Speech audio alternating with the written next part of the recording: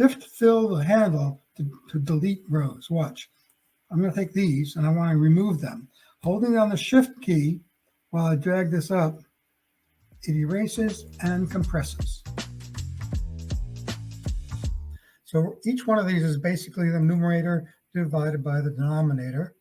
And if I change the denominator to 0, what happens? I get the div 0 error. And I don't get any errors anyplace else, but because of the way I've formatted them or handled them. So the first one is done by number formatting. It just says A3 divided by A5. This one is done by conditional formatting. It says A3 over A5. This one has nothing special, therefore it shows a div 0 error. And this one has a formula that if A5 is 0, show nothing, otherwise A3 divided by A5. So the ones that are instructive are these two. So by number formatting, I have a format of black in square brackets with the number format. You can see up here that it's actually still showing a div 0, but the reason we don't see anything is because of this formatting. The actual format for the cell happens to be white. So I formatted it for white, but if it's a regular number, like just a 1, it shows because the number format for this was, again, it was black. And this is, if it's a valid number, it'll show in black. So if I did this in red, you would see a red cell there. The conditional formatting, put that back to 0. Go back here, manage the rules for the current selection, equals is error. And if it is error, I just gave it a font of white.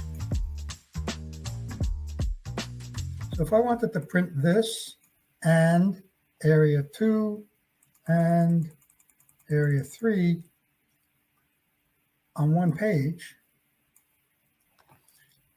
if I go to set print area, page layout, set print area, notice you get set and clear. But once you have a print area set, I'm going to select that. In print area, I can do add to print area. And if I continue and click on here and add to print area, if I were to print this, I can do it as a print preview. There's page 1 of 3. It won't let me get to page 2 of 3. That may be because I'm, all right. But you can see it's 3 pages worth. I'm not going to actually print it. Another trick you can do is you can use the camera tool, which I have here, to add. So let me clear the print area. Print area, clear print area. Come back. If I take this and take a camera tool shot of it and develop it here, hold down the Alt key so it lines up with the cells, and then I come here, Control A, this way, and take the camera tool, come back to the beginning, and click here. Then I set the print area, including that little extra, I guess, down to here.